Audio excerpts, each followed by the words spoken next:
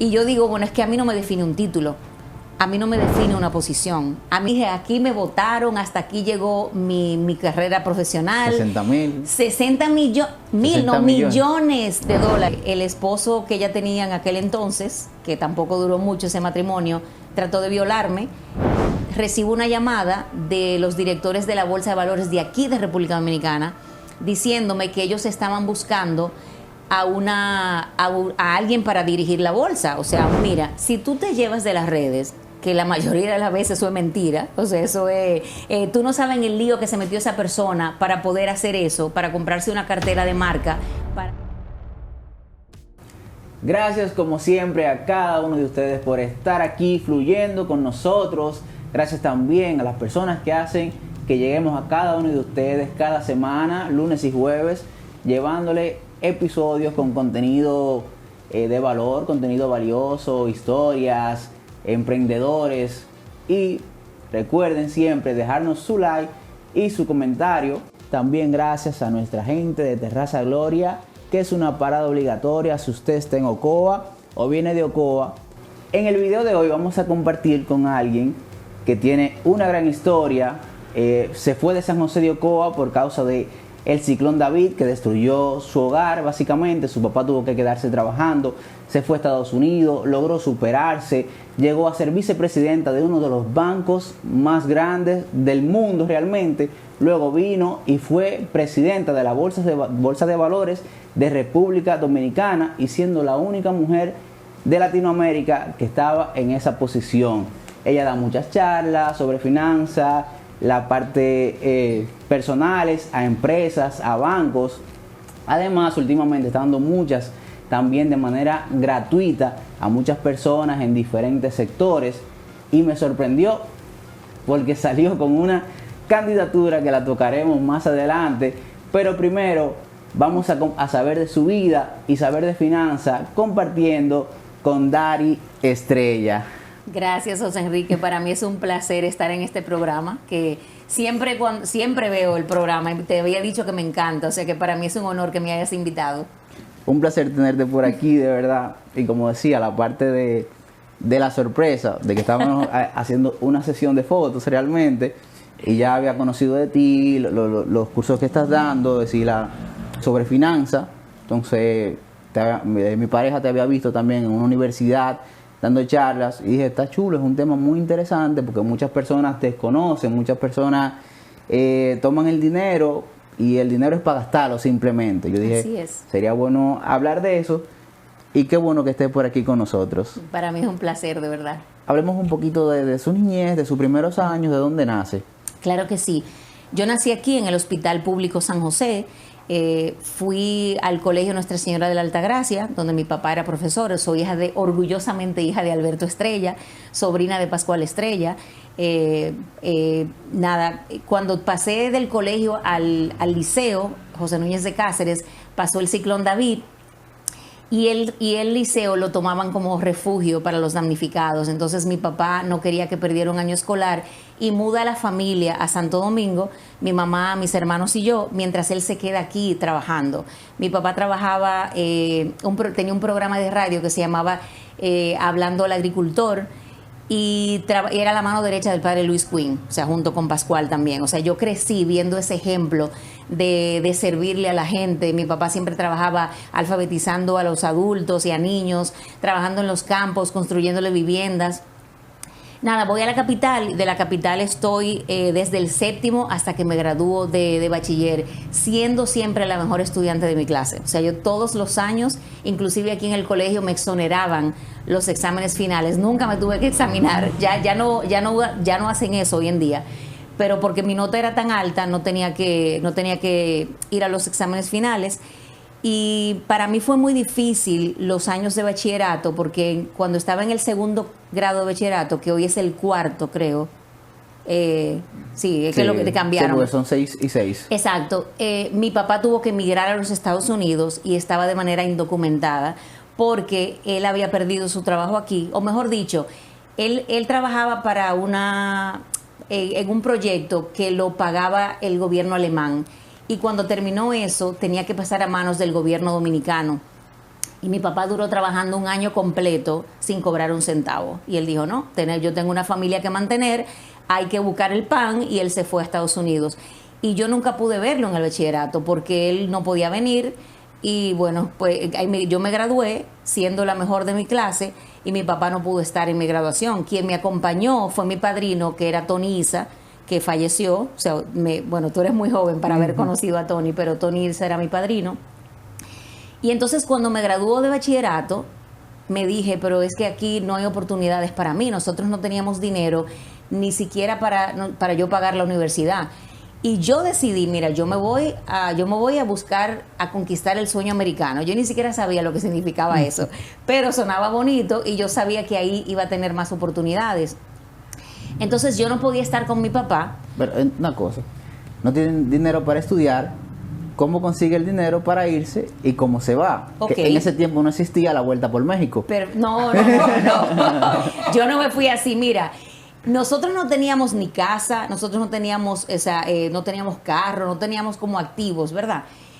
Y recuerdo, nosotros vivíamos en la urbanización Gacela, en Santo Domingo, que es como por el kilómetro 10 de la carretera Sánchez. Y una vecina que era dueña de su casa, que tenía carro, que tenía todo, fue a buscar una visa y le dijeron que no. Y nosotros, bueno, si a ella le dijeron que no, imagínate qué esperanza tenemos nosotros. Y sin embargo, mi mamá fue a pedirnos visa y nos la dieron. Y cuando nosotros llegamos ahí al barrio, dice ella, de manera jocosa, pero como en serio también, me dieron, sí, claro, es que ustedes tienen lo mejor, ustedes son blancos y con pelos, y por eso le dieron la visa. Y yo, ay, Dios mío, qué terrible. Pero nos dieron la visa, o sea, yo me fui con una visa de turista. Luego me quedé, entonces ya tuve que hacer todo el papeleo cuando me quedé allá, ¿verdad? Entonces, yo por las mañanas me puse a estudiar inglés porque yo no hablaba inglés. Y yo iba a ir a estudiar. Yo dije, yo aquí tengo que alcanzar ese sueño. Entonces, sin el idioma no lo podía hacer. ¿Cómo fue volver a ver a tu padre? Pero recuerda que yo no podía vivir con él, porque él estaba alquilando una habitación en el Alto Manhattan y no le permitían a otra persona. Entonces yo convencí a una tía que tenía, que me lleva apenas como creo que 8 años o 10 años. Mi mamá es una de 23 hermanos, eso es otra historia. Wow. Exacto. Y la convencí, le dije, mira, yo necesito ir a Estados Unidos y quedarme en algún sitio, y yo no va a ser por mucho tiempo porque yo voy a aprender inglés, yo me voy a ganar una beca, yo voy a estudiar. Yo tengo un poder de convencimiento bueno. Y me dijo que sí. Entonces me fui a su casa, y ahí no duré mucho porque el esposo que ella tenía en aquel entonces, que tampoco duró mucho ese matrimonio, trató de violarme y yo tuve que salir corriendo, y básicamente no le podía decir a mi papá porque yo sentía que si yo le contaba a mi papá lo iba a matar. Iba a ser un problema mayor. E iba a ser un problema no solamente para mi papá, sino para la familia. Yo dije, no, yo le voy a desgraciar la vida a mi papá. Entonces, lo que hice fue que cuando amaneció, yo estaba en Queens, en el medio de la nada. Estamos hablando del 1986. No había teléfono celular, no había internet, no había WhatsApp, no había nada de eso. Cuando salió el sol, salí a caminar a buscar un teléfono público, de esos que tú le echabas una moneda y sí. Que yo creo que ya no existen, a llamar a una amiga que tenía en Manhattan, y le dije, mira, me pasó esto y esto, necesito salir de aquí. Y su mamá me dijo, recoge las cosas y ven para acá. Entonces ahí yo lo que le dije a mi papá era que yo quería estar más cerca de él en Manhattan porque se me hacía muy difícil verlo desde Queens. Entonces ahí como que yo rodé de sitio en sitio hasta que finalmente mi papá encontró un trabajo de súper en un edificio, que era que él tenía que trapear, barrer, cambiar bombillos, si se dañaba una llave, o sea, eso es lo que le llaman el superintendente allá. No es como el de banco aquí o eso, sino era un edificio. Y entonces él le dieron un estudio que tal vez esto o más pequeño.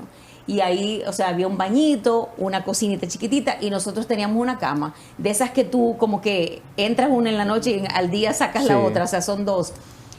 Pero yo estaba feliz porque estaba con mi papá.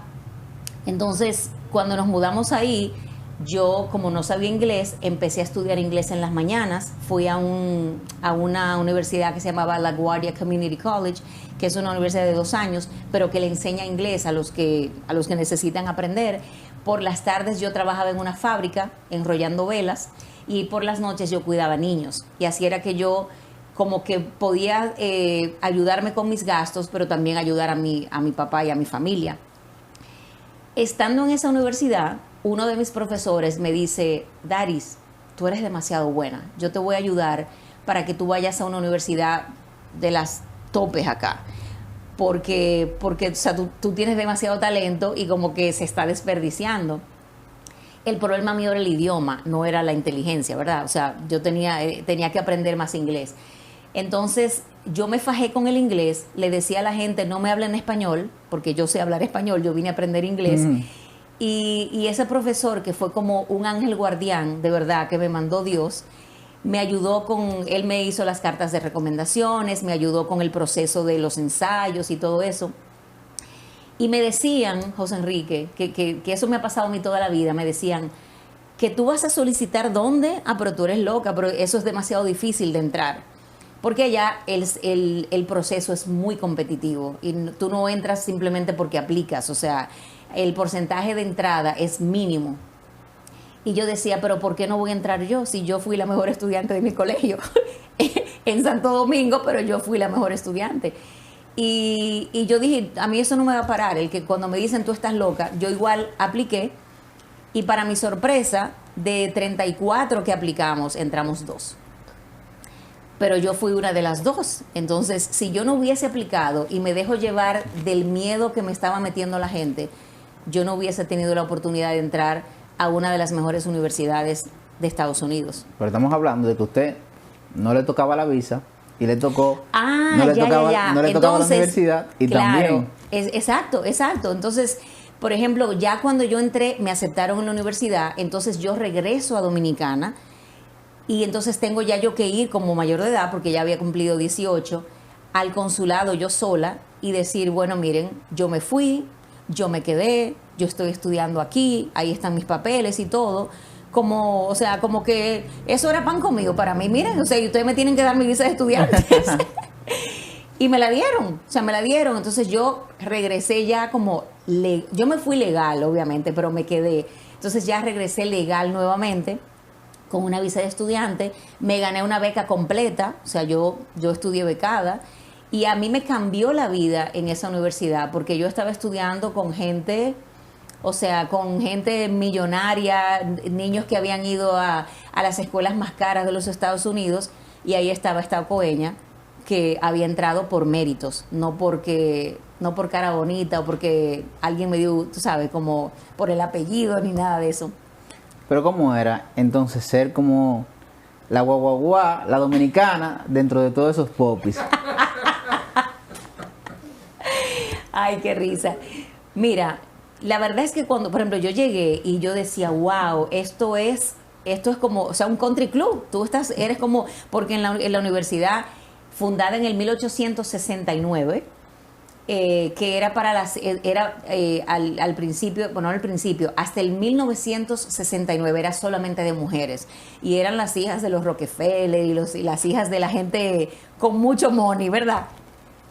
Y entonces en el 69 se hace co-ed, que se hace mixta, y tú llegas ahí y a veces si te cuestionas, si tienes ese síndrome del impostor y dices, ¿qué yo hago aquí? O sea, pero yo de una vez decía, no, espérate, o sea, yo estoy aquí porque yo tengo buenas notas, porque yo me he fajado, porque yo me he quemado las pestañas, porque yo me atreví a aplicar. Hay muchos que nunca descubren si pueden porque no se atreven a dar el paso, no se arriesgan y el miedo los paraliza.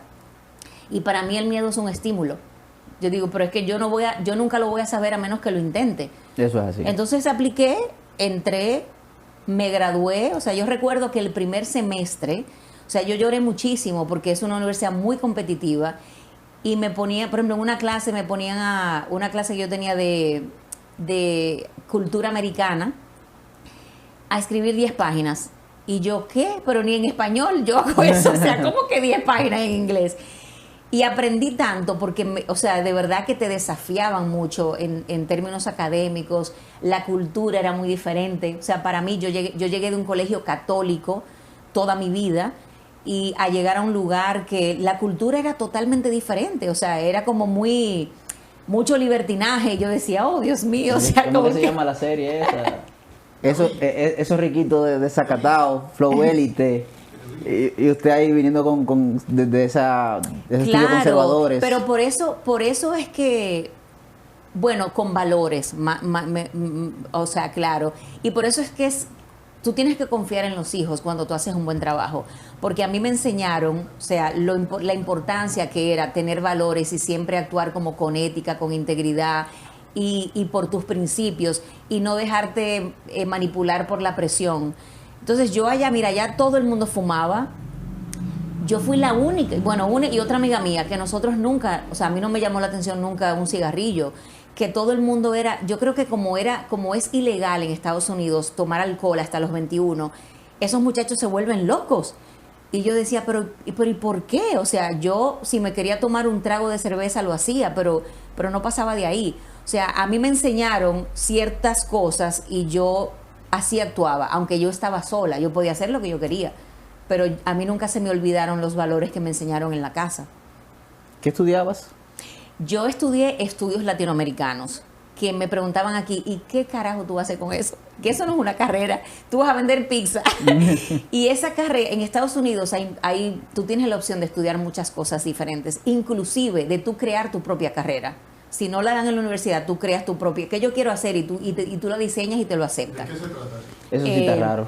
Entonces, estudios latinoamericanos era todo lo que tenía que ver con Latinoamérica. O sea, a mí me llamaba mucho la atención porque yo soy latina, yo soy ocoeña, dominicana, latinoamericana.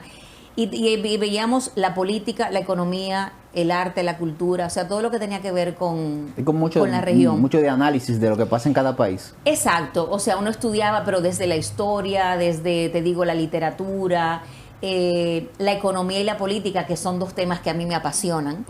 Y me gradué de ahí y resulta que desde que yo me gradué, tenía una amiga que se había graduado conmigo, puertorriqueña, me dijo, Daris, yo tengo una amiga que está en el consejo directivo de una organización que ayuda a los latinos que se gradúan con índices altos a colocarlos en el sector laboral. Yo ni siquiera tenía un currículo hecho. Yo dije, bueno, ayúdame a hacer uno. Y yo no tenía gran experiencia porque lo que yo tenía era lo que yo había trabajado, como te dije, en una fábrica, en la misma universidad. Pero empezaron a llamarme de muchísimos sitios. Y yo decía, wow, ¿y qué es lo que ellos están viendo en el CV, no?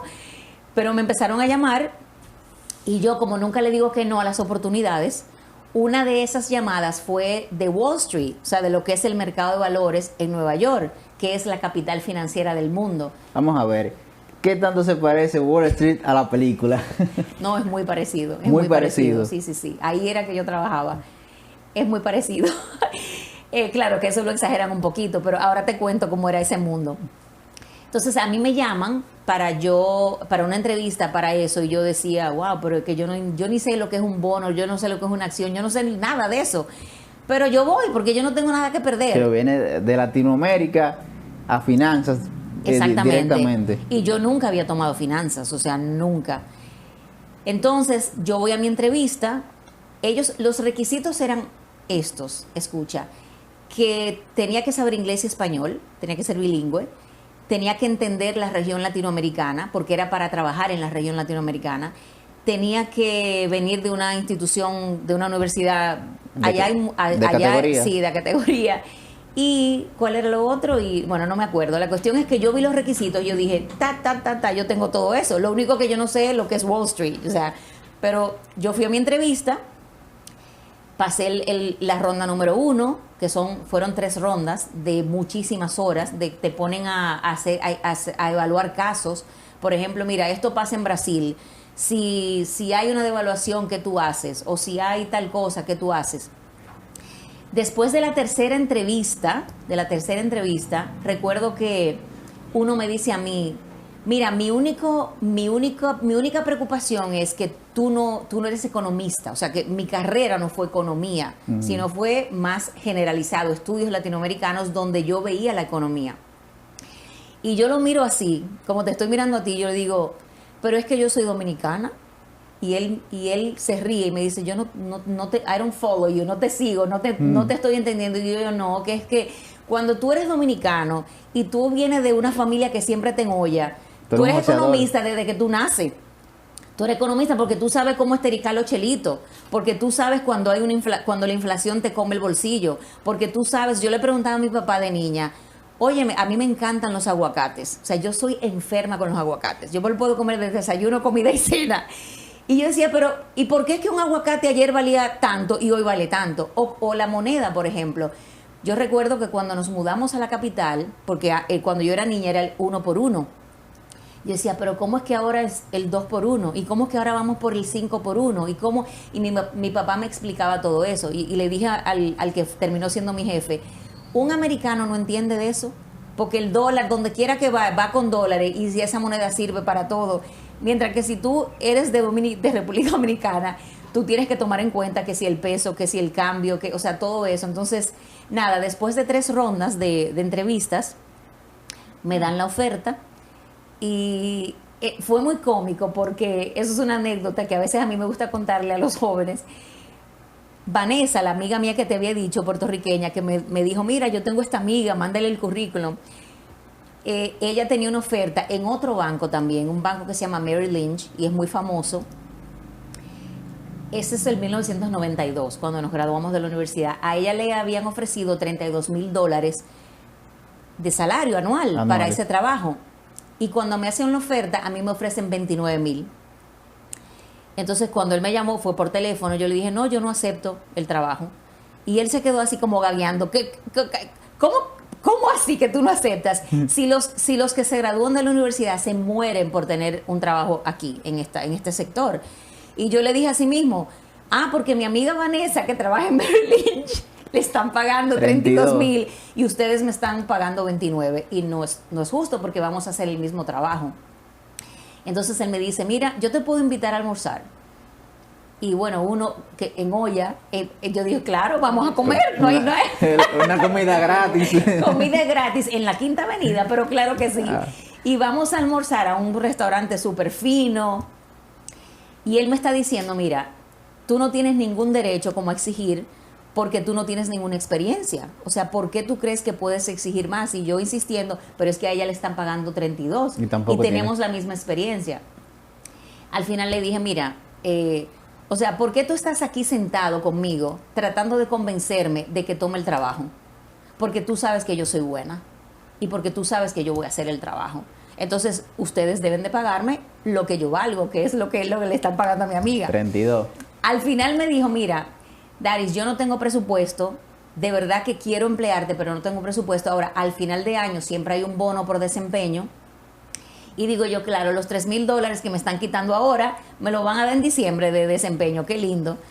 Pero para hacerte la historia corta, al final dije, mire, está bien ya, yo acepto y empecé. Y así empecé yo en Wall Street cuando mi vida realmente cambió, que dio un giro de 180 grados.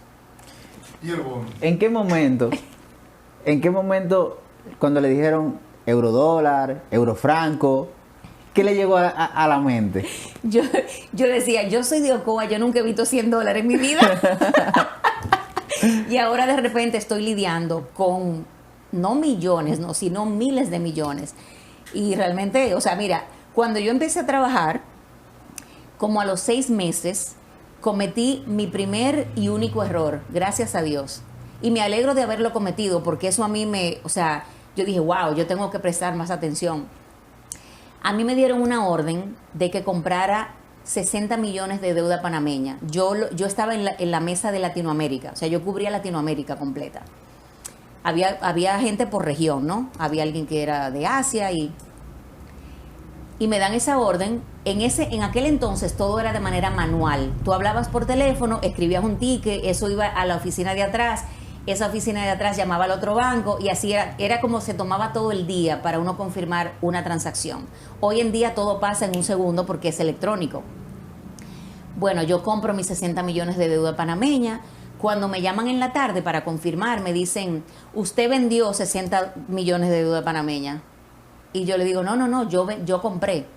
No, Daris, yo tengo aquí que tú vendiste. Y yo, no puede ser. No, es que no. Gracias a Dios, o por mala suerte, que todas esas llamadas se graban.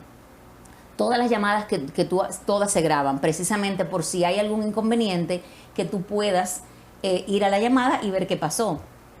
No me preguntes cómo, porque yo todavía el día de hoy no sé cómo cometí ese error, pero yo vendí en vez de comprar. A mí me dio hasta diarrea, mi hermano. O sea, yo dije, aquí me votaron, hasta aquí llegó mi carrera profesional. 60 millones millones de dólares. Y yo en Ocoa no he visto ni más de $100, yo decía. Pero salí corriendo a buscar a mi jefe no estaba.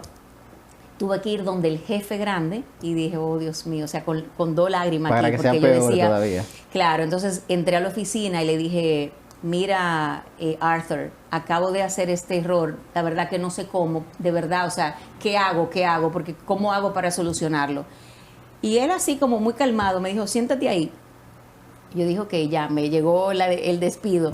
Me dijo, yo estoy segura que tú este error no lo vas a volver a cometer, que tú vas a ser más cuidadosa de ahora en adelante. Lo que sí admiro de ti es el coraje y la valentía que tuviste de venir a decírmelo, porque muchos jóvenes cometen ese error y lo esconden y tratan de resolverlo ellos mismos y el precio se le va en contra y cuando llegan las 4 de la tarde han perdido, no 60, no, han perdido 500. Entonces él me dijo, o sea, gracias por la valentía, por tener esa integridad de venir a decirlo. Y nosotros vamos a cometer errores siempre, pero es como tú actúas frente a ese error que va a marcar la diferencia y va a decir el tipo de persona que tú eres. ¿Cuál fue su pensamiento al momento de salir de esa oficina, cuando su jefe directo se dio cuenta, qué le dijo, cómo se dio esa situación o cómo se resolvió?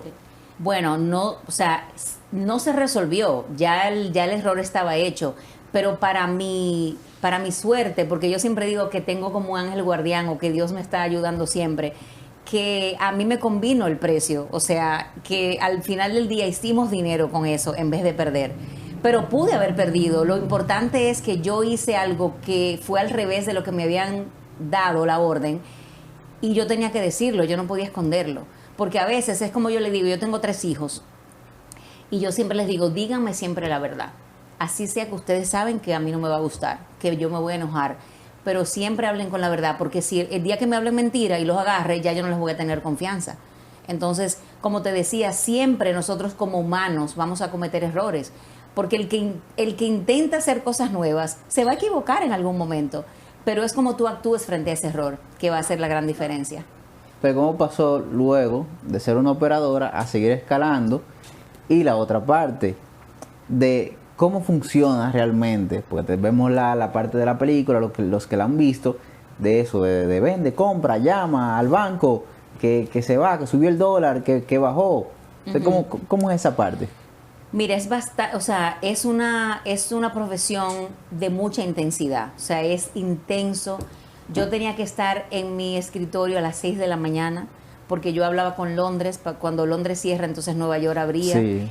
Y el mercado no cierra nunca, porque cuando cierra en Nueva York, entonces abre en Japón. O sea, lo que pasa en Japón afecta a lo que pasa en Nueva York. Si algo pasa en Londres, automáticamente afecta. O sea, el mundo está tan globalizado que cualquier cosa que pase afecta a los mercados. Creo que la bolsa cierra solamente 2 horas, que es...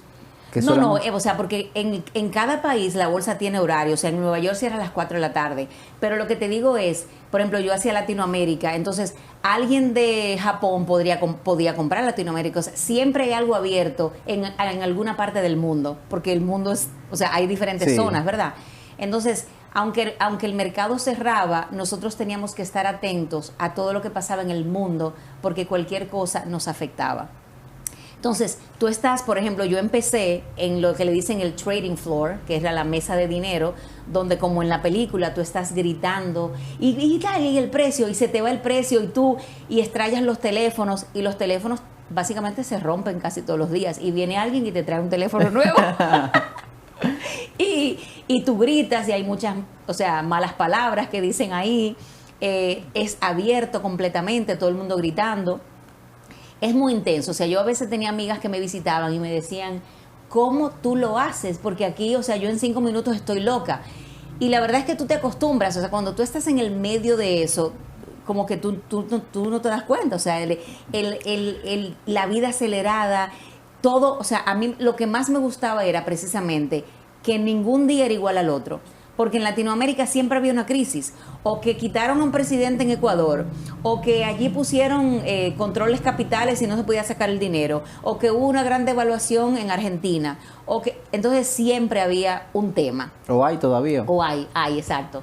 Y la verdad que para mí era muy emocionante. Entonces yo empecé ahí en la mesa de dinero, 2 años. A los 2 años yo dije, miren, ya yo no quiero estar aquí, yo quiero ahora entender por qué nosotros estamos haciendo lo que estamos haciendo, por qué nosotros salimos de Brasil y entramos en Colombia, o salimos de Venezuela. Entonces empecé a hacer investigación en el departamento de research, que ahí es donde uno determina vamos para Venezuela, o vamos para allí, o vamos, Venezuela es un mal ejemplo ahora mismo. Y entonces ahí empecé ya yo a viajar por toda Latinoamérica, desde México hasta la Argentina. Mi trabajo era precisamente analizar a nivel político y económico los países para determinar dónde invertir nuestro dinero o de dónde sacarlo, si ya estábamos, si había algún peligro. Y entonces yo tenía que entrevistar a los presidentes del momento, tenía que entrevistar a ministros de finanzas, a gobernadores de bancos centrales, a presidentes de bancos, a taxistas, a la gente de la calle, del hotel donde me estaba quedando, porque lo que yo quería era saber si era buena decisión invertir ahí o no. Entonces, luego que yo decidí el país, entonces decidí en qué instrumentos financieros invertir. Por decir, te andaba con un equipo de seguridad, o un vehículo, y 2 o 3 camionetas, 2 cajones. No, esos viajes los organizaban los bancos grandes y llevaban siempre a 10 clientes. O sea, yo era y siempre era la única mujer. Eran siempre 9, no, eso no fallaba, eran 9 hombres y yo. Y entonces, sí, pues quien organizaba esos viajes nos organizaba todo. O sea, nos quedábamos todos también, la logística, todo exactamente. Nos recogían en el aeropuerto, nos llevaban a las diferentes reuniones. ¿Llegó a venir a Dominicana a hablar con...? Sí, yo me reuní con Leonel Fernández y me llegué a reunir con Hipólito Mejía. Sí, no con Danilo nunca, porque ya, o sea, ya eso fue otra época, pero sí. Entonces, ¿en qué momento pasa a ser vicepresidenta de uno de los bancos más grandes mundialmente? Ok, bueno, yo, como te decía, yo a los 2 años dije, ya yo no quiero estar aquí, quiero hacer investigación. A los 2 años dije, no quiero estar aquí, ya yo me sé todo esto, yo quiero ahora manejar el dinero de la gente, o sea, el dinero de los clientes. Nuestros clientes eran las personas más ricas de Latinoamérica y de otros sitios. Entonces yo dije, yo quiero ser la que le maneje el portafolio. Y nunca esperaba que vinieran donde mí a decirme, mira, te vamos a promover, o tú estás. No, yo decía, ¿qué necesito yo para que me promuevan? ¿Qué es lo que yo tengo que hacer? Pero ya yo me sé eso, a mí hay que promoverme. Entonces, antes de ahí, ¿de cuánto fue el primer bono? $45,000. ¿El bono? Sí. Usted estaba pidiendo $3,000 más y el bono fue más que el sueldo. Exactamente. Es decir, que el anual. Exacto. Es decir, que en ese año hizo $75,000. Y mi papá ganaba $17,000 al año, teniendo como 3 trabajos. O sea, Sí. su papá le besaba la mano a usted en ese tiempo. Bueno, lo que te dije que me cambió la vida, porque a nivel económico, en todo el sentido de la palabra, pero ya yo, por ejemplo, o sea, me compré una casa, le compré a mis padres, ayudé a mis hermanos en la universidad, o sea, mi hermana con la universidad, que era la que me seguía. Todas esas cosas yo no hubiese podido hacerlas si no hubiese tenido un trabajo en un sector en el que llegué así como por suerte casi, ¿verdad? Porque yo ni sabía lo que era. Pero también la suerte unida con el hecho de que yo estaba preparada, porque yo tenía muy buenas notas, porque yo hablaba inglés y español, porque yo me atreví, como vuelvo y te digo, si esas cosas no se hubiesen dado, esa oportunidad llega y se va. Entonces, volvemos al banco. Va Ok. donde el jefe, le dice, promuévame, me voy de aquí. No, yo no dije así. Pero, oye, ¿qué pasa? Todos los años tú tienes una evaluación y te ponen como en un cuartil, ¿no? O sea, y el que está en el 5% abajo lo despiden automáticamente. Así es como que reciclan las personas. Eso suena feo, pero los que los despiden, ¿no? Entonces, mi evaluación siempre estaba en el tope aquí. Y yo sabía que yo era buena. O sea, yo sabía el dinero que yo le estaba haciendo a la empresa. Y por eso digo, si tú te quedas a esperar que vengan donde ti, te pueden salir raíces ahí, tú sentada, y trabajar 20 años haciendo lo mismo. Hay gente que le gusta eso, amén. Ese no era mi caso. Entonces, cada vez que ya yo sentía que dominaba lo que estaba haciendo y que quería hacer otra cosa, yo iba, ok, promuévame. Entonces, a los 27 años, ya a mí me hacen vicepresidenta. Y, o sea, y es como, bueno, no, tú sabes, o sea, es como, yo decía, wow, pero era también, o sea, era una combinación de que yo levantaba la mano y decía y exigía, y ellos sabían también lo que tenían. Entonces, y eso no, o sea, eso no cambió, eso cambió porque yo me sentía orgullosa, ¿tú entiendes? De que, por ejemplo, recuerdo una amiga mía, una íntima amiga mía, que vivía en Miami y fue a visitarme a mí. Y ella entra a mi oficina, yo tenía una oficina espectacular, o sea, mirando al Parque Central, y ella dice, ella se quedaba así como que, yo no puedo creer que tú estás en una oficina así, que tú eres vicepresidenta y que tú eres como tan humilde y la misma persona de siempre.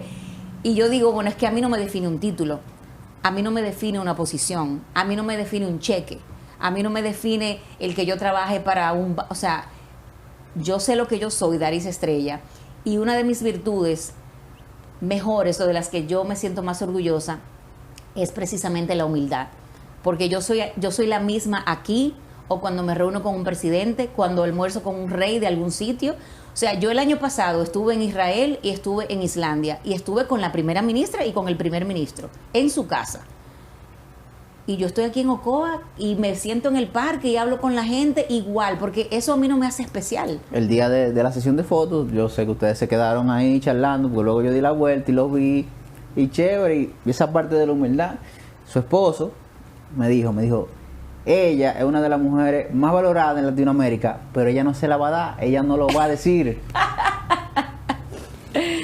Entonces, en el banco, ¿cómo pasa ese momento de ser la vicepresidenta? La llaman desde República Dominicana para que sea la presidenta de la Bolsa de Valores del país. Bueno, me faltó algo entre lo que te dije de último y este paso. Te voy a contar que yo a los 8 años de estar ahí en primer trabajo, decido que yo no sé si quiero quedarme en esa carrera para toda la vida y que quiero hacer algo diferente. Entonces decidí hacer una maestría en administración de empresas. Ya yo tenía a mi hijo, tenía 3 años y estaba recién parida de mi hija.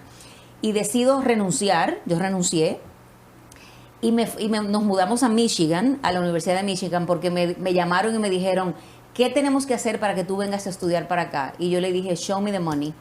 O sea, denme dinero, me dieron mi beca completa y yo arranqué para allá y me fui a estudiar para allá con mi hijo de 3 años y mi hija de 3 semanas de recién nacida. Fueron 2 años de muchísimo sacrificio porque, o sea, yo me estaba dedicando tiempo completo a eso.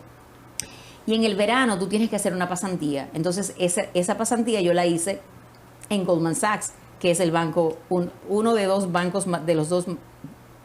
bancos más grandes del mundo.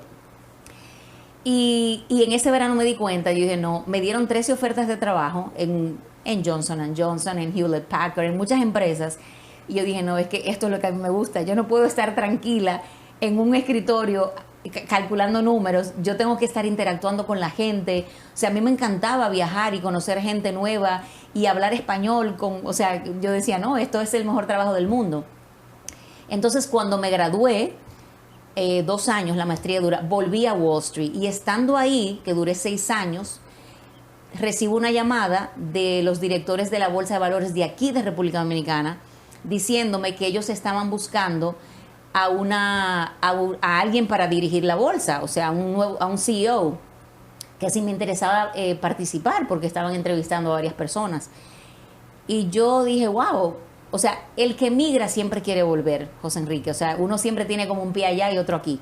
Y yo quería volver, pero bajo mis propios términos y bajo las condiciones adecuadas. Yo no iba a volver a hacer cualquier cosa. Entonces dije, esto es una buena oportunidad. Duré 8 meses negociando, o sea, yendo y viniendo, porque para mí va a ser un cambio drástico. O sea, yo ganaba todo el dinero del mundo a venir aquí en comparación a ganar 3 cheles. De dólar a peso. No solamente de dólar a peso, pero muchísimo menos. Y entonces, en esos 8 meses que yo tuve como para reflexionar, yo dije, mira, no todo es el dinero. No, en la vida no todo se trata de dinero.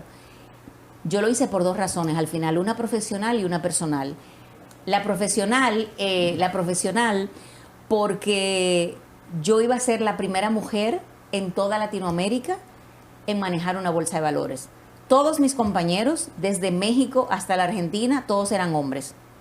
Todos. Y yo dije, no, yo tengo que como que dejar un legado, yo tengo que enseñarle a otras mujeres a que sí se puede, a que si yo lo hago, que yo vengo de Ocoa, que yo soy una mortal, y, o sea, normal, y yo pude hacerlo, cualquiera lo puede hacer. Y a nivel personal, porque mis hijos, o sea, los 3 nacieron en Estados Unidos, su papá es americano, y yo decía, yo quiero que mis hijos se sientan totalmente dominicanos. Siempre veníamos de vacaciones, en el tiempo que vivía allá, hablaban español porque yo no les hablaba inglés. Mi hijo mayor se dio cuenta de que yo hablaba inglés cuando tenía 5 años, que en una me oye, cuando estaba haciendo la maestría me oye hablando inglés en la sala y él va corriendo, papi, mami aprendió inglés. Porque yo le decía, a mí no me habla inglés, que yo no entiendo. Porque yo los obligaba a hablar español. Yo decía, ustedes son dominicanos. Entonces yo quería que ellos no solamente vinieran aquí de vacaciones y todo lo bonito, y venir a Ocoa un rato y ir a Punta Cana. No, yo quería como que de verdad se sintieran que la cultura, que aprendieran a escribirlo bien. Y por eso mudé a toda la familia y vine para acá en el 2007. Ya llevo 14 años acá. ¿Y cómo fue la experiencia de trabajar? 14, entonces, 16. En Dominicana, porque trabajó en bancos, en la bolsa, en Estados Unidos, pero venir acá y encontró mucho caos. Mira, yo vine a manejar la bolsa de valores, que todavía estaba, aunque tenía 20 años de existencia, estaba más o menos como en pañales, como yo digo. Y me sorprendió primero porque yo venía, por ejemplo, del trading floor, ¿verdad? De la mesa de dinero, a una oficina que era como un palacio. Yo decía, y esta tranquilidad, y esto aquí, como este silencio. O sea, yo tenía que acostumbrarme a ese silencio.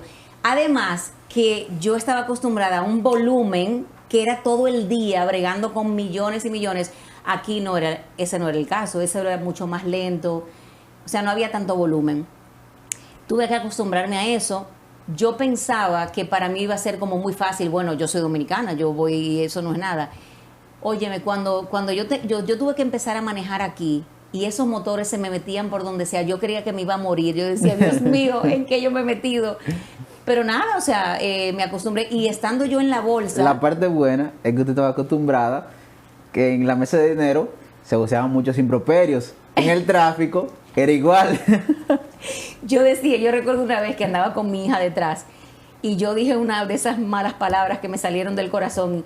Y ese animal. Y dice mi hija, mami, no insultes a los animales porque ellos son peores que los animales. Entonces, yo estuve ahí 5 años en la bolsa, manejando la bolsa de valores. Y yo hice muchos cambios. O sea, porque cuando yo llegué, por ejemplo, lo mínimo para invertir eran $20,000. ¿Quién iba a invertir en el mercado? Solamente el que tenía mucho dinero. Y un mercado de valores se supone que es para el pueblo, para la gente que vende helado en la esquina, que tenga 500 pesos y lo quiere invertir, para la mamá soltera que quiere ahorrar su chelito y lo quiere poner ahí. Entonces, lo bajamos a $1,000 o $20, que es lo que es hoy en día. Excelente. Salieron más empresas al mercado, y algo que pasó durante mi estadía y que de verdad cambió el mercado es que antes, cuando yo llegué aquí en el 2007, todo era físico. O sea, tú comprabas, era un papel físico, y si tú comprabas 1 millón, y tú querías venderme 100,000, tú no podías porque el papel no se podía romper. Pero además, si ese papel se te quemaba, se te perdía, si al mensajero un camión le daba, o sea, era mucho riesgo. Entonces se desmaterializó el mercado. Eso quiere decir que todo se hizo de manera electrónica. Y ahora, entonces, tú tienes 1,000,000, pero las denominaciones son, por ejemplo, 10,000. Tú puedes venderle 10,000 a quien sea. 10,000 allí, 20,000, 50,000. Y eso provocó que el mercado aumentara muchísimo, o sea, la liquidez en el mercado secundario. ¿Qué significa el mercado secundario? Por ejemplo, cuando sale una emisión por primera vez, por ejemplo, acaba de salir César Iglesias, ¿verdad? Eso sale en el mercado primario. Es la primera vez que sale y la empresa o el gobierno le vende a los inversionistas. Pero ya después que pasa de mano en mano, si yo lo compro primero y te lo vendo a ti, ya eso es el mercado secundario. Es importantísimo que haya un mercado secundario líquido. ¿Por qué? Porque si tú compras algo en el primario y no tiene salida, tú estás estancado con eso todo el tiempo. Es importante para cada inversionista que contemos con un mercado secundario líquido para yo tengo un bono a 5 años, pero no importa porque yo lo puedo vender mañana si yo quiero. Yo no tengo que esperar a que venza. Entonces, un mercado, mientras más líquido, es más desarrollado. Entonces usted hizo una bolsa de valores de verdad, mientras estuvo ahí, porque de Facebook, de Amazon, usted puede comprar hasta el 0.0001 sin ningún tipo de inconveniente. Si solamente podían invertir las personas que tenían dinero, no la había, porque eran inversionistas de verdad. Sí. No era una bolsa que se abrió para todo el mundo. Lo que cuando yo salí todavía no teníamos acciones. De hecho, César Iglesias es la primera empresa que sale al mercado con acciones. Pero en Dominicana, en la bolsa de aquí, ¿en qué empresa se puede invertir? Bueno, hay varias, o sea, tú tienes bonos del gobierno, que son el Ministerio de Hacienda y los bonos del Banco Central. Y eso es, o sea, riesgo gobierno, que se supone que siempre te van a pagar. Y luego tú tienes bonos corporativos, que son de empresas, Eje Jaina, puede ser el Banco Popular, Parval, que es un puesto de bolsa, diferentes empresas, que siempre hay que ver cómo están calificadas para saber en qué estás invirtiendo. Tienes los fondos de inversiones, que son fondos manejados por un profesional, donde, por ejemplo, imagínate como un macuto, ¿verdad? Ese es el fondo. Entonces yo pongo 100 pesos, tú pones 500, él pone 1,000 y cada quien es dueño en la proporción en la que pone. Como el P500 de Estados Unidos. El SP, no, porque eso es acciones.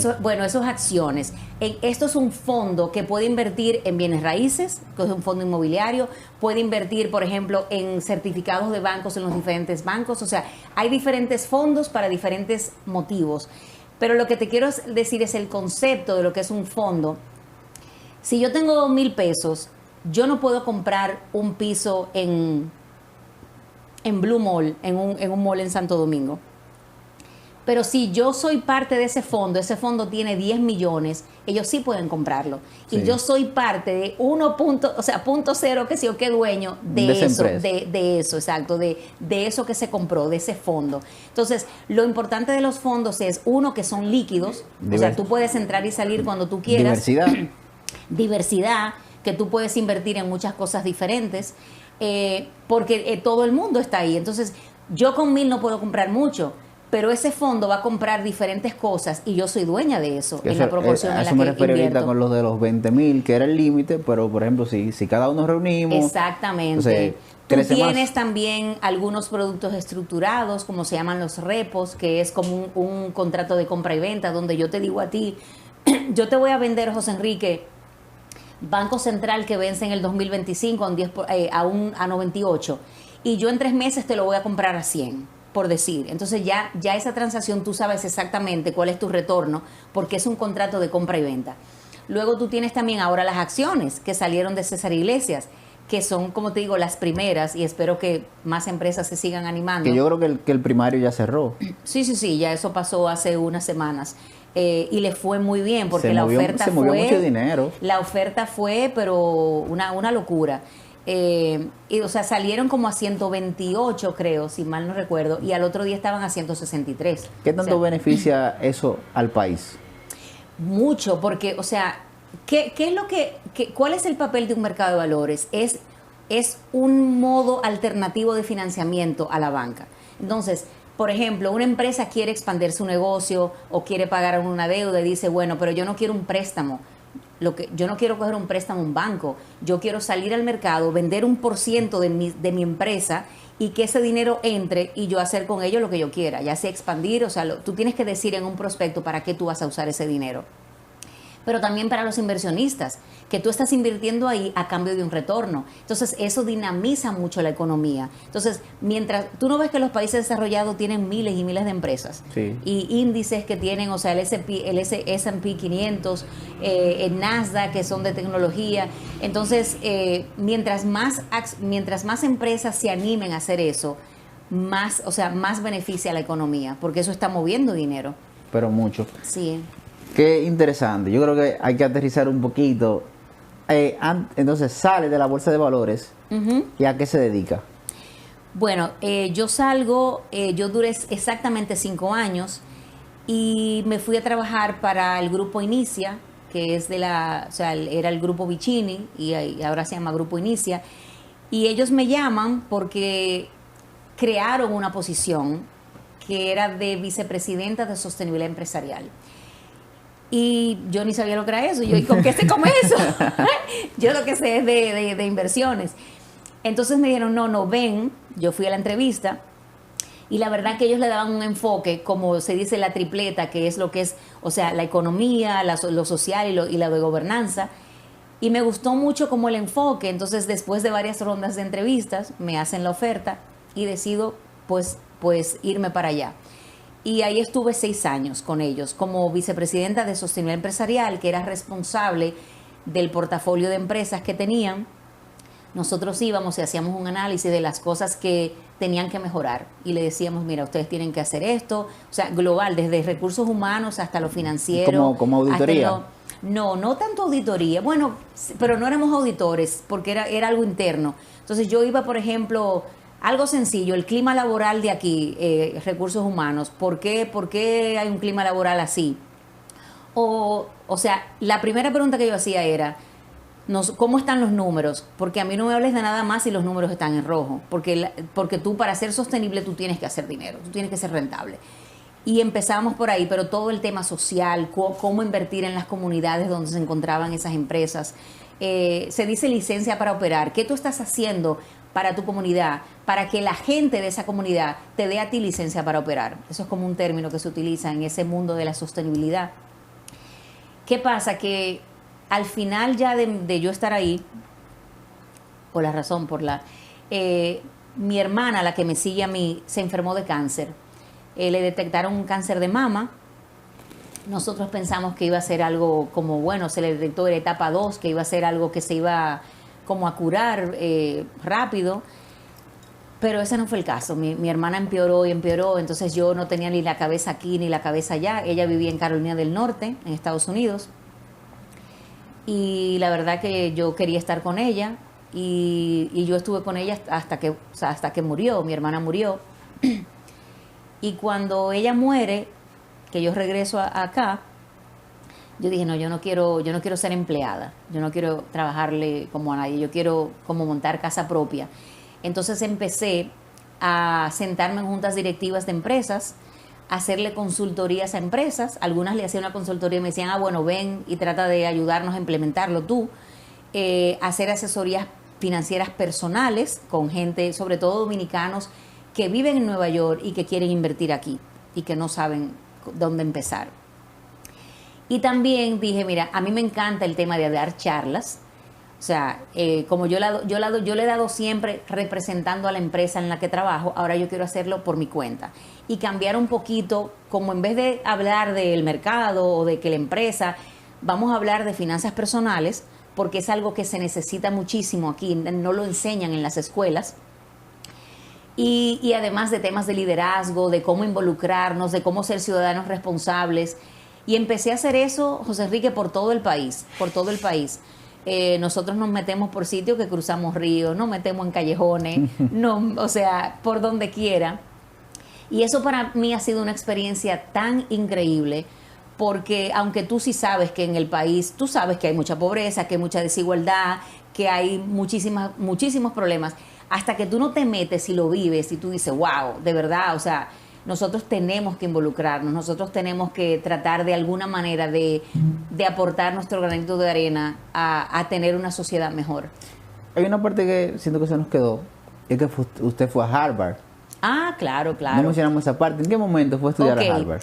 Mira, en el 2020 llega la pandemia y todas las conferencias que yo estaba haciendo, de repente las estoy haciendo por Zoom, que por un lado era bueno porque se conectaba gente de todos los países. Y yo decía, wow, de verdad yo quiero llegarle a más gente, yo quiero ver cómo impacto, cómo transformo mi país. ¿Cómo yo puedo casar el sector privado, que es donde siempre he estado, con el sector público? Y dije, bueno, déjame investigar y yo quiero hacer una maestría en administración pública. Porque yo soy así, a mí se me mete una loquera y yo le doy para allá, yo no. y el programa que más me llamó la atención fue Harvard. Esto estamos hablando del 2020. Entonces, en el 2021 yo aplico, gente, Dari, a Harvard entra el 3%. De cada 100 que aplican, entran 3. Y yo, pero señor, ¿y por qué no puedo yo estar en esas 3? O sea, ¿cuál es el problema? Porque es que a la gente le encanta reflejarle el miedo de ellos al otro. Wow. Entonces yo me hago de oídos sordos y yo digo, no importa, yo le voy a dar para allá. Aplico, me llega mi carta de felicitaciones, usted ha sido admitida a la Escuela de Gobierno de Harvard, el John F. Kennedy School. Y yo digo, wow. Y entonces cuando aplico, yo digo, bueno, eran como $150,000 el costo. Y recuerdo que dije, mira, el dinero está hecho. Si yo tengo que ponerme con un sombrerito en la Churchill a decir, en broma, ¿no? Porque yo tenía que pagar la universidad de mi hijo, el colegio, o sea, el de mi hija, el colegio de mi hijo, y también pagar Harvard está fuerte. ¿Qué pasa? Que como a las 2 semanas de yo haber recibido la carta de felicitaciones de que me admitieron, así de la nada me llega otra carta y yo, qué extraño, me llega una carta de Harvard y me dice, felicitaciones por haber sido admitida a la clase del 2022 de 200 estudiantes que han sido admitidos de más de 80 países diferentes. Usted ha sido seleccionada para la beca presidencial. Y me dieron la beca John F. Kennedy. Congratulations. Sin aplicar, sin eso, hay un comité de admisión que analiza las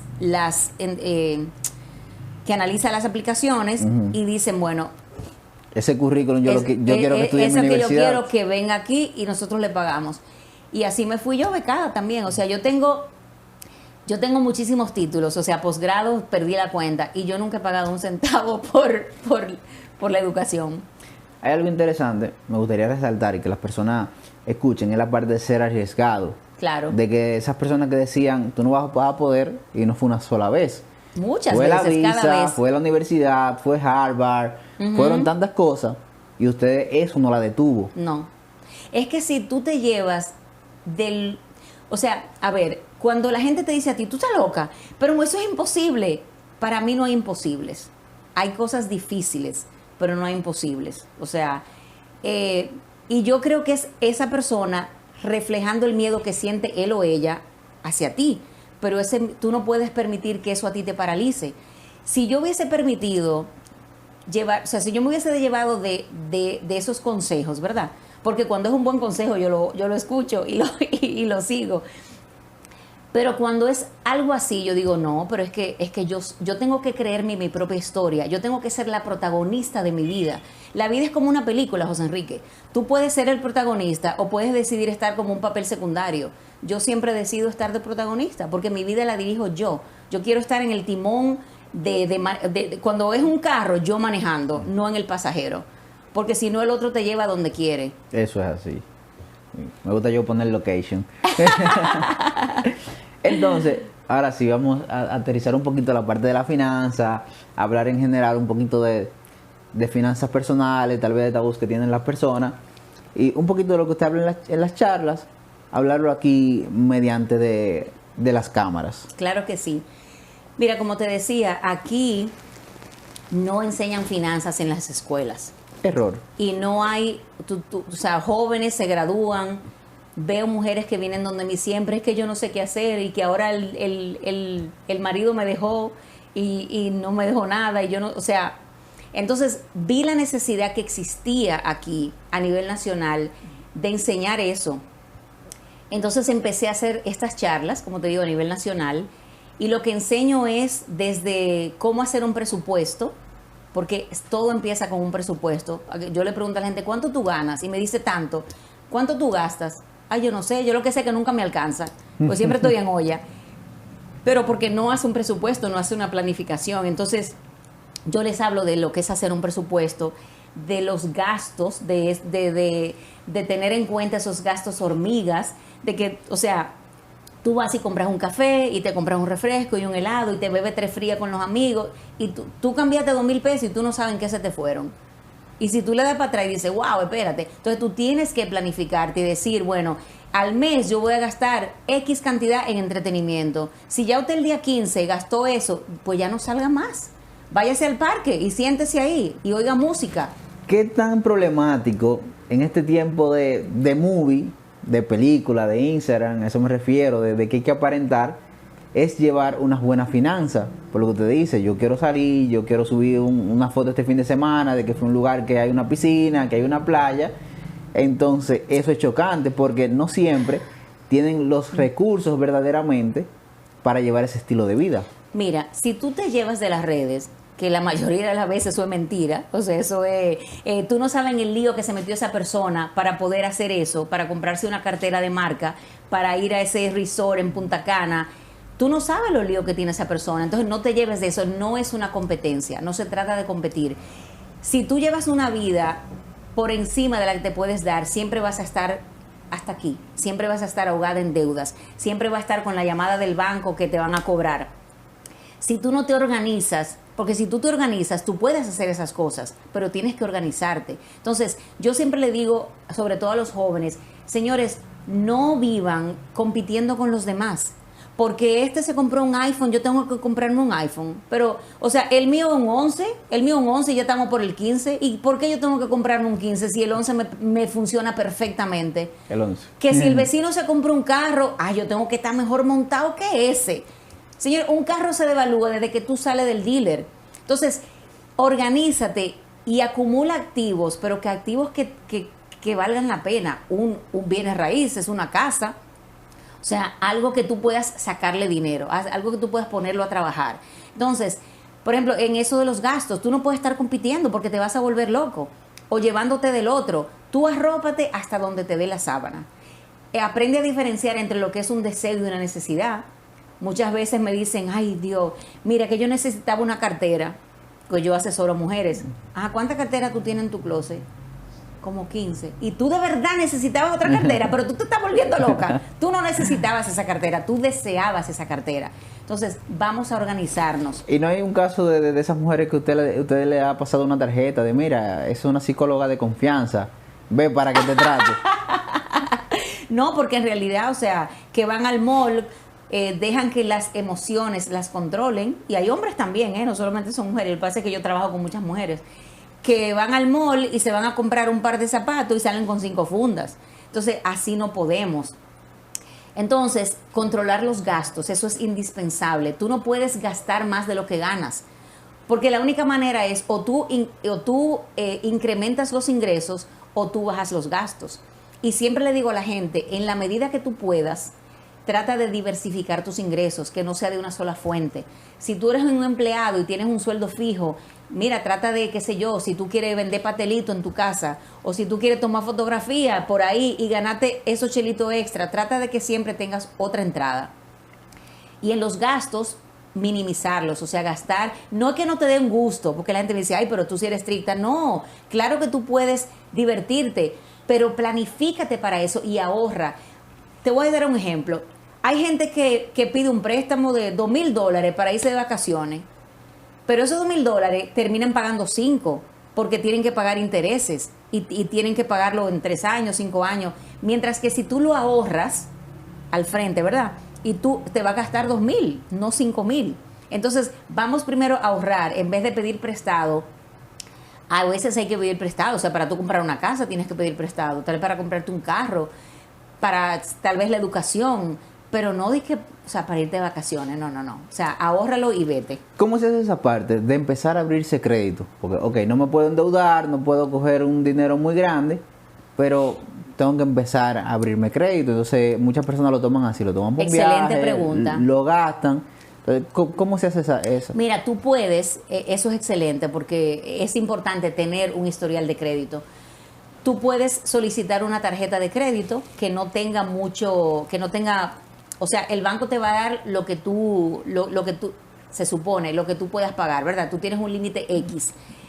No te lleves también de todas las ofertas que te hacen los bancos, porque te llaman 5 bancos diferentes ofreciéndote 5 tarjetas y tú lo coges. Los bancos quieren engancharte y agarrarte. Siempre le digo, señores, no gracias, yo le cuelgo. Yo no dejo ni que terminen. No, gracias, no me interesa. Que las operadoras de los bancos tienen un problema, que no te dejan hablar. Sí, buena señor José Enrique Rodríguez, mire, le estamos llamando por una tarjeta, la tarjeta. Yo enseguida digo, no me interesa, muchísimas gracias y le cuelgo. Entonces es importante que tú tengas una tarjeta de crédito, pero tienes que saber usarla. Porque hay gente que cree que porque es un pedacito de plástico y porque no estoy desembolsillando dinero ahora, eso es como que, eso de mentira. Cuando le llegue la factura, usted tiene que pagar eso, porque la tarjeta de crédito es la deuda más cara después de un prestamista. Es un 60% anual. Es un problema porque hay 3 días, ¿verdad?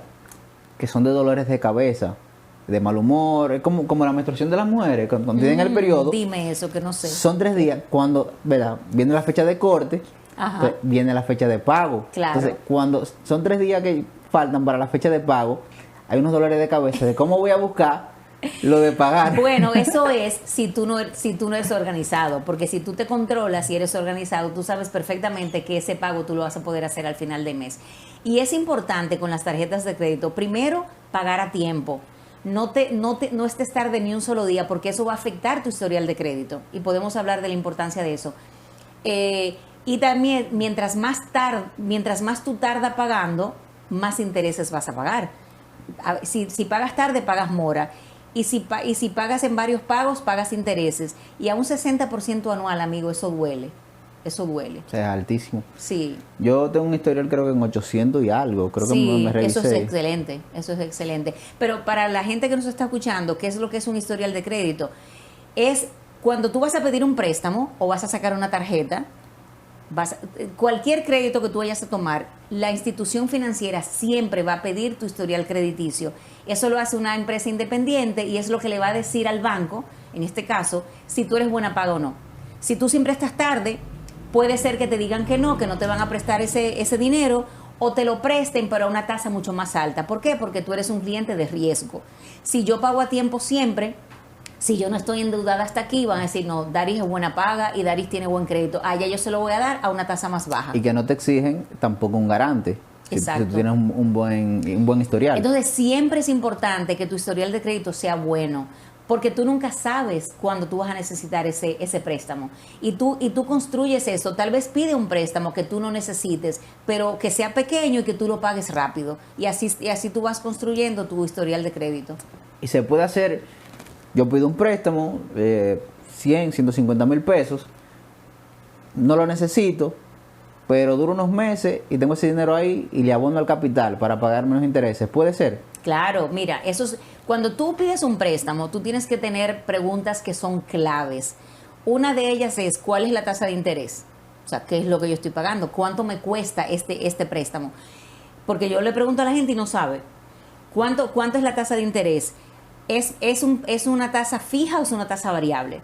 Tú quieres hacerlo fijo, porque variable te van a dar por aquí.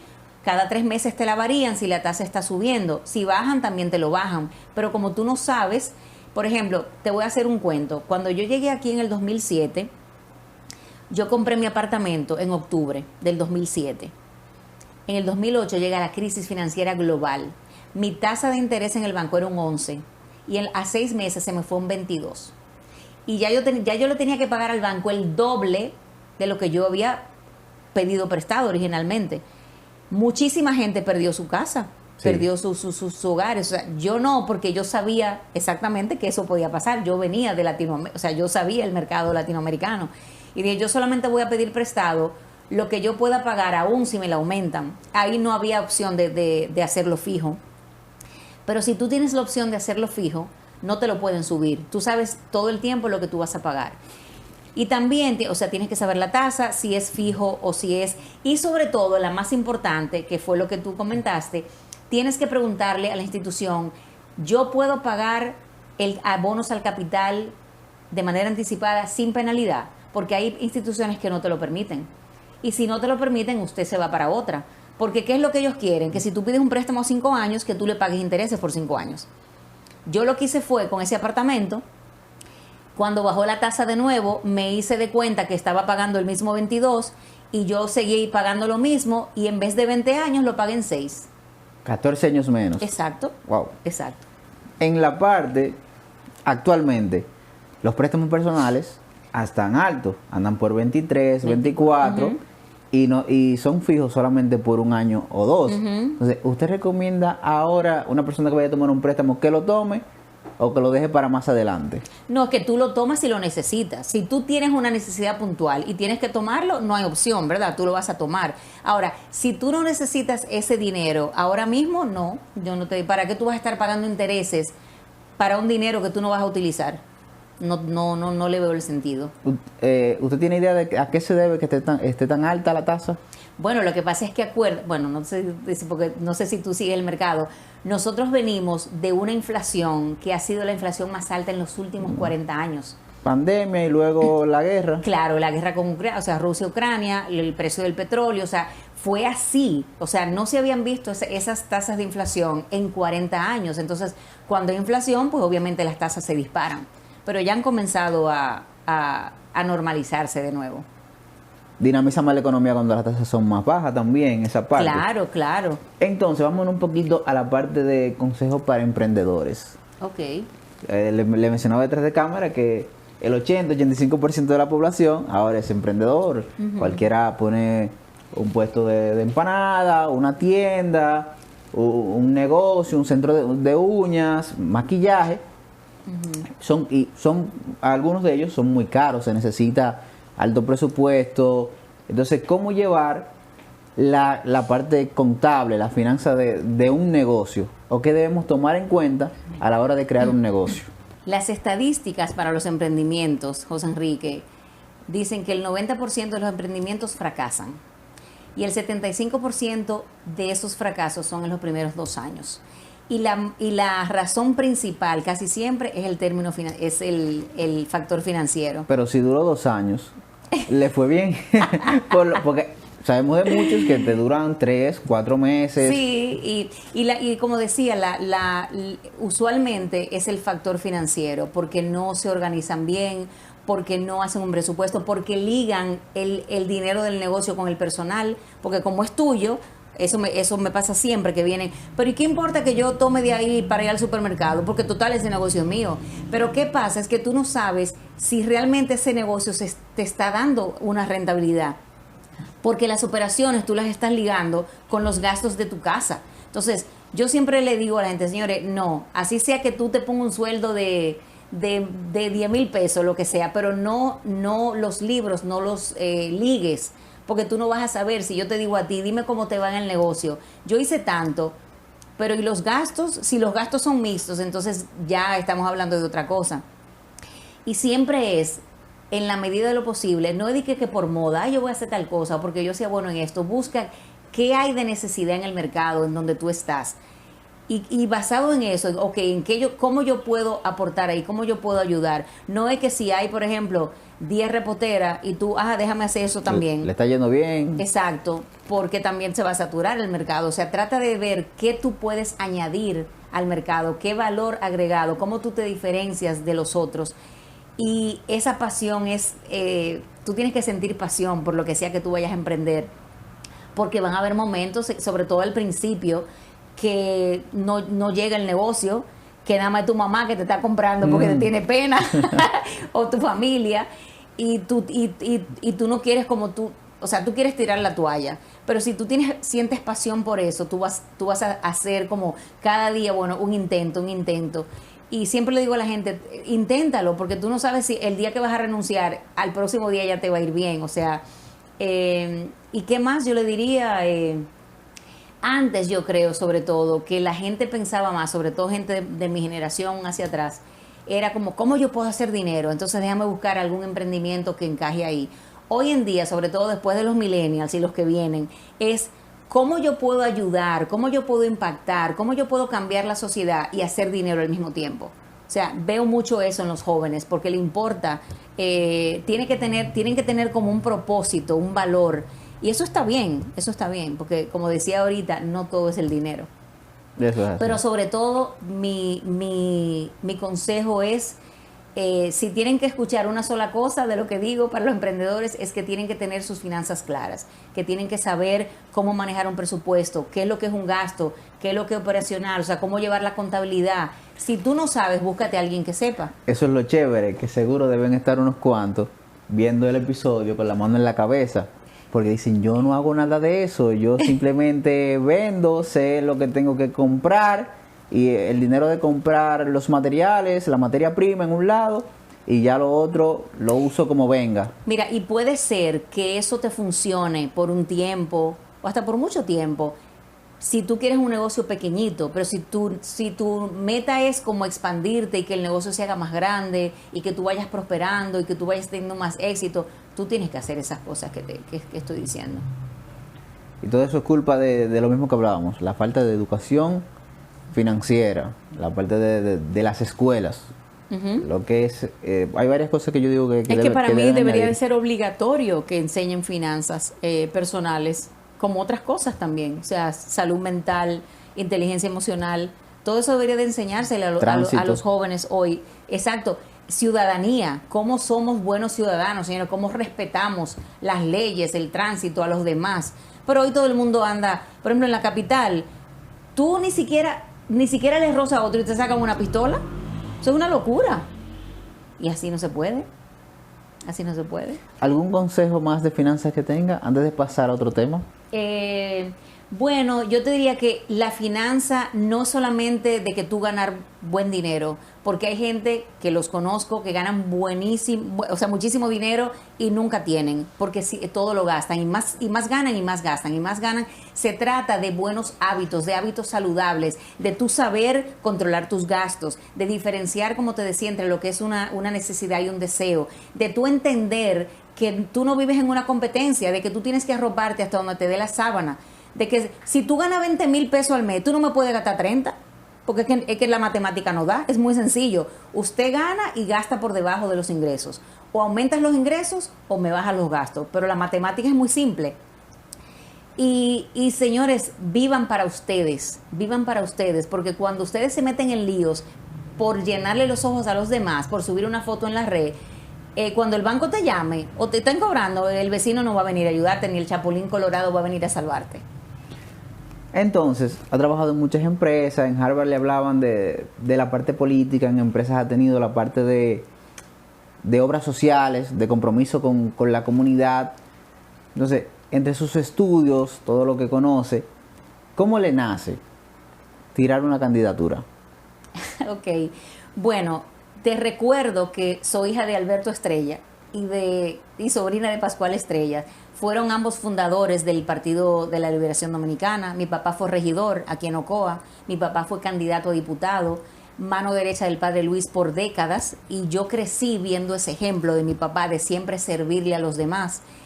Y yo lo hacía siempre desde el sector privado, porque mi papá fue perseguido muchísimo tiempo. O sea, a mi casa la allanaban como que eso era como porque el pan nuestro de cada día. Nosotros íbamos, por ejemplo, a la capital.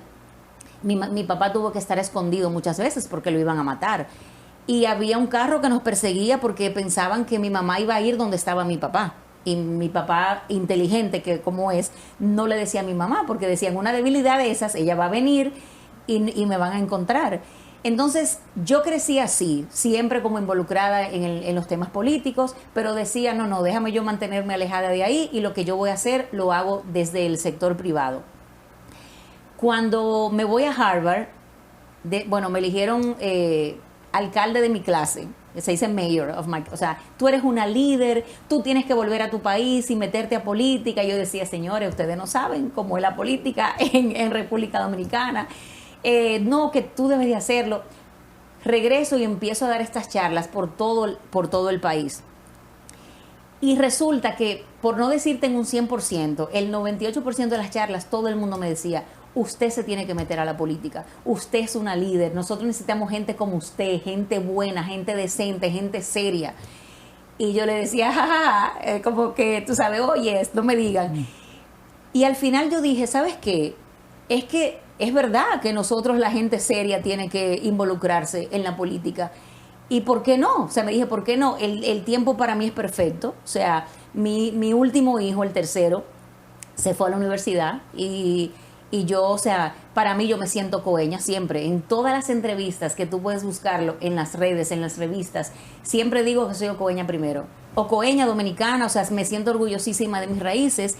Y en cierto modo fue yo querer impactar más a mi país, pero también fue como respondiendo responsablemente a lo que la gente me está pidiendo siempre. Métete a política, métete a política. ¿Y por qué no? Una parte ahí que no tocamos, que es la parte de que usted está en un medio nacional semanalmente y tiene un programa también. Sí. Yo estoy los martes en El Despertador, que ese es un programa en el Canal 9, Color Visión, o sea, SIN. Alicia Ortega me pidió bueno, yo le dije a ella, mejor dicho, recuerdo que cuando yo iba a dejar el trabajo, como el mundo corporativo, le digo, mira, yo me voy a dedicar a dar conferencias y quiero un segmento en SIN. Y ella, claro que sí, yo sé que te va a ir bien. Entonces tengo ese segmento donde hablamos de finanzas, de liderazgo, de temas de mujer. Esta semana pasada, por ejemplo, fue que me pidieron, porque muchas veces me lo piden, cómo manejar el estrés y la ansiedad. Porque muchas mujeres se sienten como muy estresadas. El 70% de la población dice que tiene estrés todos los días. Entonces, compartí herramientas que me han funcionado a mí. Entonces, tengo ese segmento y ahora tengo un programa aquí en Ocoa. Se llama La Voz de Ocoa con Daris Estrella, que se transmite los lunes y los miércoles de 8 a 9 de la noche por Radio Ocoa y por el Canal 10. Y básicamente el objetivo de ese programa es ver qué está pasando en las comunidades, o sea, oír las voces de acá. Por ejemplo, yo entrevisté a gente de Parra que está luchando por la carretera, me he encontrado con gente de Nisaula Sauyamas, muchos jóvenes líderes de la comunidad, y también resaltar el talento coeño. O sea, aquí hay mucho talento y tú lo sabes porque tú entrevistas gente todo el tiempo. Por ejemplo, anoche yo entrevisté a Chicho, que es el doctor Ángel Medina González, un cardiólogo muy conocido y muy querido aquí en San José de Ocoa. Y es así, o sea, para que la gente vaya conociendo el talento y sobre todo que nos deje saber qué necesita, qué está pasando en sus comunidades. Eso es así. Retomando la parte política. Ok. Mencionaba del partido que fundó su padre y su tío. Es decir, que esa candidatura sería por ese partido. No, yo estoy lanzándome una candidatura por Opción Democrática, que la presidenta es Minú Tavares, que es la hija de Minerva Mirabal y Manolo Tavares. Es un partido nuevo, bueno, no es nuevo, o sea, había una fusión entre Alianza País y Opción Democrática, pero hubo una separación y entonces ahora nosotros vamos a estas elecciones como por primera vez solos, como Opción Democrática. La preparación mental, decir, sí, lo voy a hacer, me voy a preparar, me voy a basar por esta línea. ¿Cómo es esa parte? Porque usted siempre ha sido muy defensora de la parte de un poquito más a la mujer, de que la mujer saque cabeza. Claro. Mira, a mí me abordaron muchas personas, inclusive otros partidos, y siempre todo el mundo convenciéndome de que me fuera por una candidatura en la capital. Y yo decía, pero es que yo no me siento capitaleña. O sea, si yo tomo esta decisión, que es una decisión sumamente importante, yo soy de Ocoa, o sea, yo soy ocoeña. Aquí es que están mis raíces, aquí es que a mí me duele, aquí es que yo quiero echar el pleito. Entonces, tomé la decisión de que sí, de que yo me iba a ir por aquí y que le voy a dar para adelante, como yo he dicho siempre. O sea, cuando me dicen que no se puede, tú eres una loca, esto es imposible, porque esto, José Enrique, no se trata de Daris Estrella. Esta candidatura no se trata de Daris, no se trata de Opción Democrática, no se trata de un partido, se trata de Ocoa. Se trata de que primero mucha gente me decía, lánzate, lánzate, lánzate. Y es donde nosotros queremos buscar, o sea, esto no es yo, esto es nosotros, esto es como un proyecto colectivo. Y es lo que, o sea, yo voy a tratar de eso, de traer a Ocoa nuevas ideas, de traer a Ocoa, de cambiar esa idea que se tiene, que la gente, que tú te vas a meter en política, pero tú te estás volviendo loca. O sea, tú sabes lo sucio que es eso. Y yo no, es que la política no es que es la sucia. Es que si usted era una persona corrupta y llegaste a la política, tú vas a ser un político corrupto. Si tú eras un ladronazo antes de llegar a la política, usted va a ser un político ladrón. Si tú eras un mentiroso antes de llegar a la política, usted va a ser un político mentiroso. Yo ni soy mentirosa, ni soy corrupta, ni soy ladrona. Pero esa parte no le da miedo, porque usted estudió todo fuera, conoce mucho ya, mucha teoría política de Estados Unidos, pero usted está empapada de cómo funciona aquí, de cómo se mueven los engranajes. Si tú estás hablando del tigueraje, no, yo no, o sea, no, pero es que, o sea, para mí la política tiene que ver con las decisiones que tomamos todos los días. Y le digo a la gente, no me digas que a ti no te gusta la política, porque es que todo lo que hacemos, todo involucra la política. Si tú tienes un hoyo frente cuando tú sales de aquí de este edificio, ¿eso es político? Porque eso lo toca al síndico. Si tú tienes que aquí no hay una ley y se necesita, qué sé yo, salud, un hospital, que el hospital se está cayendo, ¿eso es político? ¿Y a ti te afecta? Porque si tú vas a la clínica y te dejan morir porque no hay un suero, porque no hay esto, que tú mandes a tus hijos a la escuela y que la educación sea no voy a decir una mala palabra aquí, que sea, o sea, un sistema, o sea, fallido. ¿Eso es política? Entonces, todo tiene que ver con política. A mí no me importa que digan, pero que tú sabes cómo funciona aquí. No, porque o sea, para mí yo soy una servidora pública. O sea, yo quiero servirle al público, yo quiero servirle a mi gente. Y que, o sea, tengo muchísimo conocimiento, tengo una trayectoria de 32 años de experiencia en el sector privado, sobre todo en el financiero, pero he trabajado en muchas ONGs, he hecho mucho trabajo social y lo que pretendo es traer toda esa experiencia que yo tengo ahora al sector público. Pero sabiendo el panorama como está actualmente, que el senador que está repetirá, que el alcalde irá a senador, ¿por qué senadora? Mira, porque analizándolo bien, o sea, primero yo quería representar a mi provincia, ¿verdad? Y como senadora siento que puedo representar a cada ocoeño, pero también legislar para todos los dominicanos y tener un impacto mayor en mi país, que es lo que yo quiero. Y el hecho de que sea el incumbente, el hecho de que sea un político que tiene no sé cuántos años en el poder, 14. Y eso a mí no me da miedo. Yo voy para adelante. A mí no me ha parado nunca nadie porque me diga, mira, esto no se puede, esto es imposible. Al contrario, eso me da... ¿Usted cree que le pasará como la visa? ¿Quién sabe? Hay posibilidad. Nada es imposible en esta vida. Nada es imposible. Y sobre todo, me gusta que me subestimen. Eso es porque uno no tiene ninguna presión. Subestímame, tú puedes creer que yo no voy para ninguna parte, eso no importa. Yo voy a seguir haciendo mi trabajo, que es lo que yo he venido haciendo, ayudando a la gente desde lo que yo sé, desde impartir conocimiento, o sea, ayudar en lo que yo puedo, o sea, buscar soluciones colectivas, porque vuelvo y digo, esto no se trata ni de comprar votos, ni de regalar funditas, se trata de buscarle soluciones a las raíces, a los problemas que son de raíces, o sea, estructurales que hay que cambiar. Hablando de esos problemas, usted que viene mucho del sector financiero, decía, por la parte de las ONG y demás, pero ¿en qué va a basar su visión a nivel político? ¿Cuáles son los puntos estratégicos que ha dicho que son las cosas que hay que solucionar y que son fundamentales? Claro, mira, bueno, tú sabes que hay muchísimas cosas que un legislador, ¿verdad?, hace y que muchas cosas por hacer en nuestro país. Yo quiero enfocarme en 4 lineamientos generales. La primera es la educación, porque siento que es un sistema que necesita una reforma, pero urgente. Desde, por ejemplo, de que la educación temprana, llámese preescolar, sea un derecho, y de que una mamá no tenga que elegir entre dejar a su hijo o su hija con quién sabe quién, o trabajar o no poder trabajar porque tiene que cuidar a su bebé.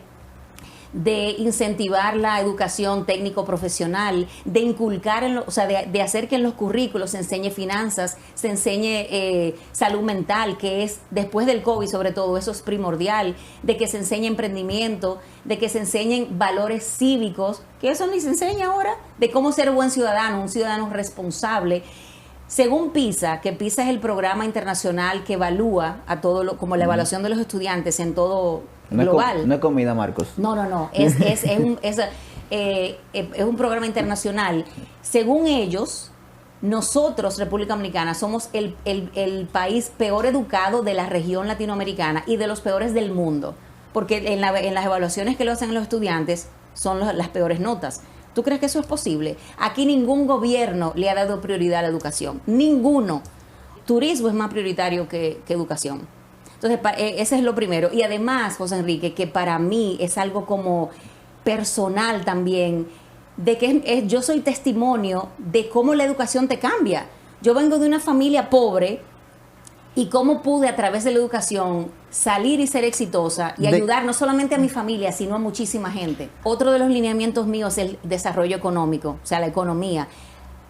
Nosotros tenemos que enfatizar y promover lo que ya tenemos, que es una provincia agrícola, ¿verdad? O sea, nosotros tenemos que reforzar eso, tal vez haciendo escuelas agrícolas, buscando ayuda entre la colaboración entre lo privado y lo público, apoyo financiero y técnico, o sea, que la gente quiera hasta estudiar eso, porque aquí hay mucho que hacer. Entonces, incentivar eso, lo que ya tenemos, pero también buscar alternativas, industrias alternativas. Nosotros, Ocoa lo tiene todo, montañas preciosas, ríos. Nosotros podríamos perfectamente desarrollar mucho más el desarrollo sostenible, o sea, el turismo sostenible, que es importantísimo. Entonces, otro es la igualdad de derechos, que para mí como mujer, tú decías, para mí es súper importante. República Dominicana tiene la tasa más alta de embarazos adolescentes en la región latinoamericana. Somos la segunda tasa más alta en feminicidios. O sea, la violencia es una cosa que tú lees en el periódico, a cada rato matan a una mujer. Entonces, creo que nosotros, por ejemplo, también, y esto no solamente en Dominicana, estos son cifras a nivel global, pero pasa aquí también, la mujer gana 80 centavos por cada 100 que gana un hombre. O sea, 80 pesos por cada 100 que gana un hombre, teniendo la misma educación y haciendo el mismo trabajo. Hay más mujeres pobres que hombres. La mujer termina haciendo el trabajo no remunerado 3 veces más que el hombre. ¿Qué significa eso? Los dos trabajan, pero la mujer llega a la casa y los muchachos, y tiene que, tal vez los suegros están enfermos, tiene que cuidarlo, los papás, el perro, la tarea, o sea, todo el mundo. Y siempre esa desventaja hace también que a ti no te promuevan tanto en el trabajo, que no piensen en ti. Y todas esas cosas siento que son importantes, que se le tiene que dar, o sea, las niñas dominicanas y las mujeres dominicanas, ocoeñas y dominicanas, necesitan, o sea, merecen más, merecen algo mejor. Entonces, desde la senaduría uno trabajaría para hacer políticas públicas para prevención de la violencia y educación sobre todo, porque ahí se necesita hacer mucho énfasis en eso. Y lo otro es, para mí también importantísimo, es el tema de la institucionalidad. Aquí nadie rinde cuenta, aquí los gobernantes hacen y deshacen con el dinero y nadie sabe en qué tú lo gastaste. Entonces, transparencia y rendición de cuentas debe de ser obligatorio. O sea, yo, por ejemplo, que siempre he manejado dinero en mi vida, así sean mis mejores amigas, y yo le compro algo, mira el recibo ahí, mira la prueba ahí. O sea, porque cuando cuentas claras, amistades que algo que duran. Que hablábamos ahorita de la bolsa de valores, de salir a la bolsa de valores, tiene que ver mucho con que las empresas tienen que tener todas sus finanzas claras para poder hacerlo. Y no todas lo tienen. Y no todas lo tienen o no quieren transparentarse porque dicen, no quiero que la competencia me vea, o sea, por X o Y, tienen varias razones que no lo quieren hacer. Pero ya salió la primera, Ya salió la primera. Sí, esperemos sean muchas más. Mira, y hablando del tema político, quiero aprovechar que estoy aquí en este espacio para invitar a todo el que quiera ir, porque es un espacio público. Voy a hacer mi lanzamiento oficial el día 17 de septiembre, el domingo, a las 10 de la mañana, en el local Encuentros, que está ahí en la calle San José. Y espero que vayan y me apoyen y que por lo menos se interesen en escuchar algo diferente. ¿A qué hora? Repita. El 17 de septiembre, cae domingo a las 10 de la mañana. Excelente, está la invitación, escucharla, no hablar de finanzas, No. va de manera política totalmente. Sí, de verdad que estoy entusiasmada con esto porque para mí siempre he servido, siempre he servido, y hacerlo ahora desde una posición política creo que uno puede tener un impacto mucho mayor.